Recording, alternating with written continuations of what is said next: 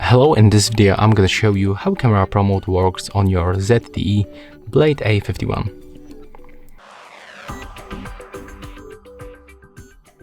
So first you have to open just this pro mode, and here we can start from the left side. So first we can find the exposure compensation.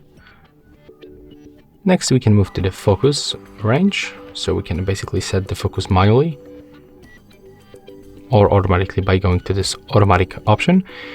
And the same with the ISO level, so this manual adjustment and the automatic adjustment. Next we can find the white balance, and as you can see on all of these options we can find the automatic adjustment, and only the exposure compensation is the parameter that we can only set up manually. Next we can find some more advanced options like saturation and the contrast. And by tapping right here, we can just change the matrix metering. Also, you can just turn on the flashlight by tapping right here. And yeah, that's all for this video.